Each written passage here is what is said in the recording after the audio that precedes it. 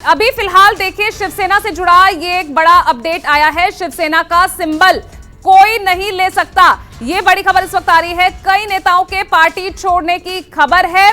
ये उद्धव ठाकरे की तरफ से बयान जारी किया गया। जो पार्टी छोड़ रहे हैं वो शिंदे के कार्यकर्ता हैं, जो बड़े हो गए वो पार्टी छोड़ गए। तो देखिए लगातार जो टीस है वो उद्धव ठाकरे की हर मौके पर सामने आती है और अब शिवसेना हमसे कोई छीन नहीं सकता, शिवसेना का सिंबल कोई ले नहीं सकता, ये बात उद्धव ठाकरे की तरफ से कही गई है। और वो ये भी कह रहे हैं कि कई नेताओं के पार्टी छोड़ने की खबर है और जो पार्टी छोड़ रहे हैं वो शिंदे के कार्यकर्ता हैं, जो बड़े हो गए वो शिवसेना छोड़ गए। इस बात का जिक्र भी उद्धव ठाकरे ने कहा। विधायक जा सकते हैं लेकिन पार्टी नहीं जा सकती, ये बात साफ तौर पर उद्धव ठाकरे ने कही है। और देखिए लगातार ये चीजें सामने आ रही है।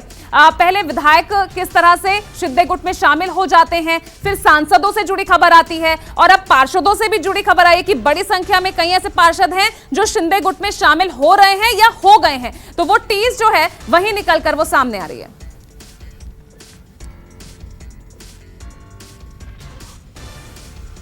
और चलिए उद्धव ठाकरे कुछ कह रहे हैं। मेरे सहयोगी इंद्रजीत भी हमारे साथ बने हुए हैं। इंद्रजीत, आपसे चाहूंगी आप ट्रांसलेट कीजिए क्या कुछ कह रहे उद्धव ठाकरे।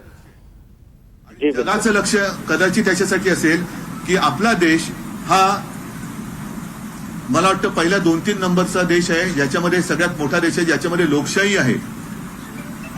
आहे। तर या देशात लोकशाहीचं भविष्य किती राहिलेलं आहे शिल्लक, लोकशाहीची ताकद किती शिल्लक राहिलेली आहे आणि लोकशाहीचे 4 स्तंभ आपापली जी काही कर्तव्य आहे ती व्यवस्थित, लेकिन अपने देश में कितनी लोकशाही बची है इसको देखकर संपूर्ण जग बघतंय। म्हणून मला त्या निकालाची काही चिंता नाहीये। घटनेनुसार जे काय व्हायचं असेल, कायद्यानुसार जे काय व्हायचं असेल ते होणार आहे। आता राहिला मुद्दा हाच आहे, संविधान के अनुसार और कानून के अनुसार जो भी होगा वो हम करेंगे। इतके दिवस जे गप्प होते ते तिकडे जाऊन बोलायला लागलेले आहेत आणि मातोश्रीने जर का आम्हाला सन्मानाने बोलवलं आणि जर का भाजपशी बोलणी केली तर आम्ही यायला तयार आहोत। मी याहीपूर्वी आपल्याच माध्यमातून त्यांना आवाहन केलं होतं की तुम्ही सुरतेला जाऊन बोलण्यापेक्षा मला सुरत दाखवून इकडेच बोलला असतात फेस टू फेस तर अधिक बरं झालं असतं। मग ते पर्यटन करण्याची काही गरज नव्हती। कुछ लोग विशेष म्हणजे कुछ लोग पहले नहीं बोलते थे लेकिन अब वहाँ पर जाकर बोलने लगे हैं और कहते हैं कि अगर हमसे बात करनी है तो पहले बीजेपी से बात कीजिए। जाहीर आभार मानतो। मैं उनको कहता हूँ कि पहले आपको हमारे सामने आना चाहिए था, हमसे बात करनी चाहिए थी और इसके बाद ये बातें करनी चाहिए थी। पण हे प्रेम जे तुम्ही आता दाखवताय तेच प्रेम गेले 2-2.5 वर्ष जी लोक, जो पक्ष याच घराला, याच घराण्याला, मला, माझ्या कुटुंबियांवरती अश्लाघ्य आणि विकृत भाषेमध्ये जी टीका करत होती तेव्हा कोणाचीही दातखीळ उचकटली नव्हती। यांच्यापैकी एक जण सुद्धा त्याला विरोध होईल असं हमारे शिवसेना के लोग छोड़कर गए हैं और बीजेपी के साथ प्यार दिखा रहे हैं। जब 2.5 सालों से बीजेपी के लोग हमारे परिवार पर, हमारे पार्टी पर हमला कर रहे थे, तब इनका पार्टी प्रेम कहाँ गया था, तब शिवसेना प्रेम कहाँ गया था, तब क्यों नहीं खड़े हुए। विकृतपेक्षा आणखीन काही वाईट शब्द असेल तो मला काय आता आठवत नाहीये, पण ज्यांनी टीका केली त्यांच्या मांडीला मांडी लावून तुम्ही बसता आहात, त्यांच्या गाठी भेटी घेत आहात, त्यांना मिठ्या मारता आहात। मग हे प्रेम तुमचं खरं आहे का तकलादू आहे? कारण ज्यांनी ठाकरे कुटुंबियांचा शिवसेना पे प्रेम कितना है, नकली है असली है, इसका पता ऐसे ही चलता है कि जो लोग शिवसेना की दिन रात बुराई कर रहे थे उनके साथ ही आप अशा लोकांच्या सोबत गले में हाथ डालकर घूम रहे हो, हंसी मजाक कर रहे हो, उनके साथ ही रिश्ता बना रहे हो। तर हे प्रेम खरं का खोटं हे सुद्धा जनतेला आता कळू द्या, हे सुद्धा कळू द्या। बाकी अनेक प्रश्न आहेत, त्या प्रश्नाची आता मी उत्तर देणार नाहीये कारण ती प्रेम आपका असली है या नकली है शिवसेना के प्रति। मी मागे सुद्धा म्हटलं होतं की हा शिवरायाचा महाराष्ट्र आहे, हा डोळे नसलेला दृष्टीहीन धृतराष्ट्र नाही।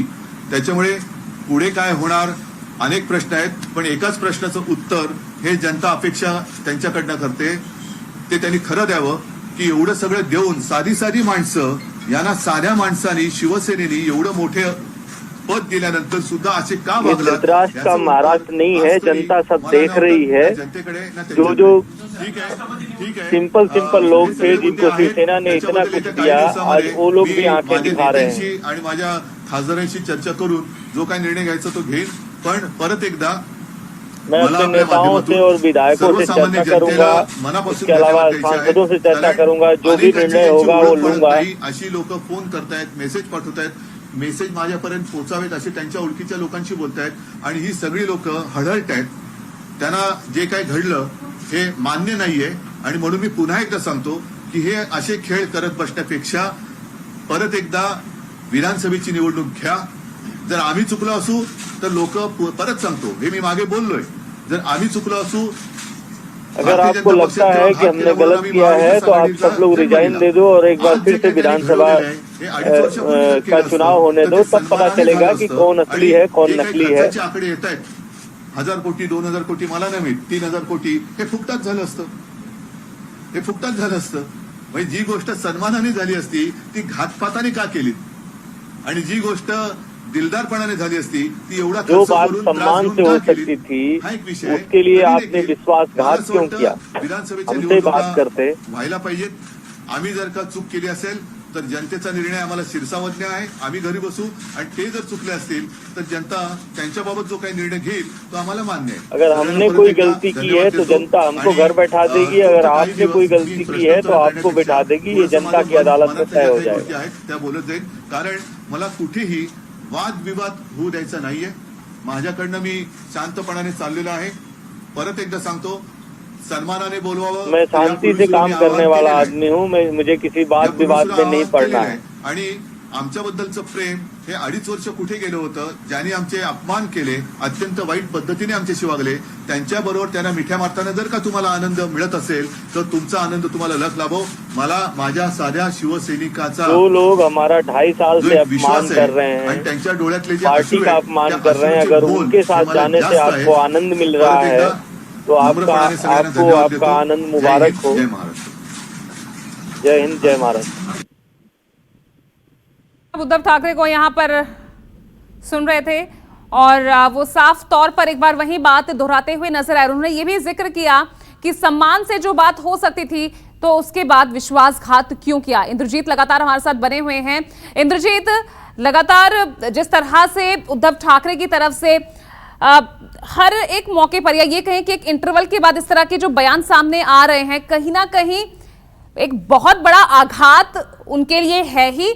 और सबसे बड़ा झटका ये कि वो जो चीजें हैं वो थम नहीं रही है. सिर्फ विधायक सांसद नहीं, पार्षद भी जाते जा रहे हैं और धीरे धीरे उद्धव गुट और ज्यादा कम आंकड़ों के साथ रहता जा रहा है. जी बिल्कुल, बहुत बड़ा आघात है और वही टीस उनके प्रेस कॉन्फ्रेंस में भी दिखाई दी.